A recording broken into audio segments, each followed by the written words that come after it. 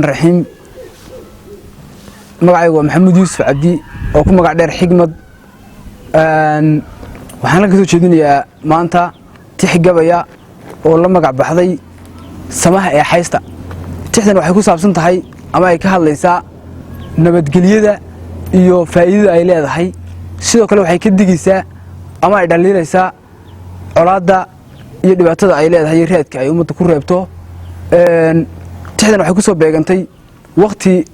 qaybo badan oo kamid ah wadankeena ay dagaalo ka jiraan ama aad arkaysid ifafaalo badan oo ku saabsan dagaal waxay si gaar ah u abaaraysaa dagaalka in badan soo socday ee ka dhacayay qaybo kamid ah gobolka Sanaag waqti imika laga joogo sanad ayaan nin aan saaxiibnahay oo la oran jiray Shaafici Maxamuud Muuse Abaar ayaan kulanay deedna waxaan ku wiri warniyow barigii hore abwaanadii iyo suugayahanadii jiray Soomaaliyeed waxay xoog saari jireen oo ka hadli jireen wixii marba la soo gudboonaaday bulshadooda siiba dagaalka iyo dhibaatooyinka ummadda dhexdeeda ka jira markaas wuxuu igu jawaabay inaga diyana dhageysanay bariga suugaanta qiimo lahayd waxaan iri ama hal la dhageysanay laakiin inagu waajibkeena iska ridno ayaan xaq u leenahay deedna markaas suuga adigu bilow halkaasan ka bilaabay tixdan oo la magac baxday samaha ee haysta tixdan sidan ay ku bilaamaysaa isaga magaciisa baan ku bilaabaya kulid qabsanaya anfaciyo hurdaba waan ka go'ay in abaarowe ilkaan isdhaafsaday sida argantaal qabee waana aamusnaayo bariyahan eri ma sheegayne in adduunka jooga dib uu ku arki doonaa amuraha dhacaya iskale urku taalade wadankii islaamka oo dhan buu olol ka muuqdaa ayaan timaadaba dagaal ugu weeyaan ilaa cadow waxay sheegeen aafo iyo hooge eeduna halkay daaran tahay maba arkayaan ummadeenu way dhawaanto aayatiin ma leh indhahoodu ma fiirsan arka saynta leh ma arkaan amuurtaba ninkii soo abaabulay iyaga isku aadan cid kale kor uma eegaan aniga ogo meel shay arame jiiftay ay xidiraad guuriba eel ka sii tagay arrimii qabiilkeedu kala irdaysiiyay edegeedu kala gashay deeru kala ooday waxa uu gumaystuhu unkii waa ibtiladii dadkii deewaal kala qaybiyay gumaystayaashii istaraatijiga dhigeen aynu ku shaqeynaa anagu mana fahantin ummadeenu way dhawaanto aayatiin ma leh indhahoodu ma fiirsan arka saynta leh ma arkaan amuurtaba ninkii soo abaabulay aniga ogo meel shay arame jiiftay ay xidiraad guuriba eel ka sii tagay arrimii qabiilkeedu kala irdaysiiyay edegeedu kala gashay deeru kala ooday waxa uu gumaystuhu unkii waa ibtiladii minooyinku aasiba eegan soo baxay waa amar minooyinku aasiba eegan soo baxay ingiriisalku doonayad awrta mariseen ilaa ka soo gala dalkaad u ambaqaadeen mar labaad inuu soo wardaad u ololeyseen isagaan idin iman bad wada adeecdeen waa amar galbeed iyo kiimi eega reer Yurube kuwa afkiisa u dhigo cunayo oontiisa oo isagu maamuluhu soo adeegsaday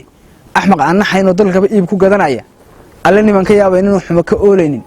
ilkii niman ka cabsanin aakhiriya naarta iimaanku nimu qoonmee shilmi eegaya oo inuu isagu uu waxleeyahay ujeedkiisu siyaasi iyo odayaal dan la waalay aradkiye shayu haduu ka la helo uu ku dhaxgoyne wata carabtu eedaadisa umalku haystaa wata amli loo tuntiyo awlaxiya seefe wata hubliga iibiye aalada dhacay ee ay soo daleynayaan eheladoodii goortay soo ayreen armi lagu sariyay ubad arligoodii wata lagu bay aaminka ahaay adduunka dhaqdeen iyo la guray agab wixii yili markii aqaladoodii rasaas lagu ekeysiyay ubadkii wata maatida omaska jiifane colaada abaalka lagu ilaaday arlanada taaleen nafluhu ku istareexay hadii la is ugaarsado lawaa ay nololeede aradkii la wadiyay haduu ololo qiiqo mar haduu amaankii lumo la isku alalaaso nina ay rageel kuma dhaqdiyo aaran iyo goole ari lagu fafshiyo gamaan aad u farweyni iskuul iyo tacliin lama dhigtiyo alifka diineede asaaska nolosha dhan baa oodan ka gale aradkaaba waa laga qaxal laga abaaday nin kasto dagaal oogayo eeday baa xigiye inta ladantaad moogan tahay umas colaadeede arabidu markay soo kacdiyo umalka xoogeystay amrida iyo soorkiyo markay eebadu is dhaafto marka uu umlo dhaxdhicil la is inuu gooyo ubad iyo dhalaan iyo markan oday la dhaafaynin marka uu umlo dhaxdhicil la is inuu gooyo aadmigu markuu kala diday kala ugaadhoobo markaad aag baxday dhuumatay ayada u helmoodo ori la caweeyay markaad aqal ka dheeraato nin kasto arba ah markii ilka lagu duugo inan iyo walaal iyo markaad aasta garabkaaga ayuun baad ogaan xajaad ka indha saabnayde arrin dhacantay cilkaan bigaad urugataahdaa markaas wixii lagu amriyo dan ogolaatahay inta aan ibtiladaas dhicin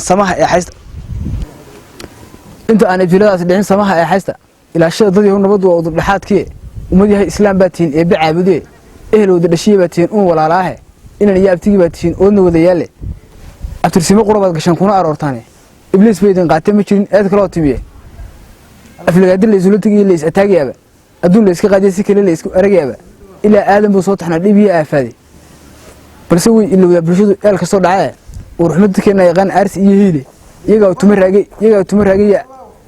raagay iyo aana soo fadhe wax abaadi oo lagu gudbay dib u aloosane ummadeena qaatana xumaha lagu ilhaamiyay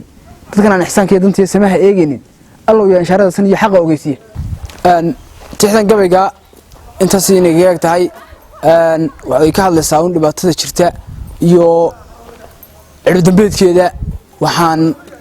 u dirayaa dhammaan ummadda Soomaaliyeed waxa weeye nabadda jecel iyo kuwa qalalaasaha wadaba inay ka weyntoobaan baan kuga talin lahaa waxa weeye insha Allah inay wax badan ay soo kordhin doonto ama maxay tahay ummadda ay wax badan uga digi doonto ay rajaynayaa هاي أنكسر جبينية السلام عليكم ورحمة الله وبركاته.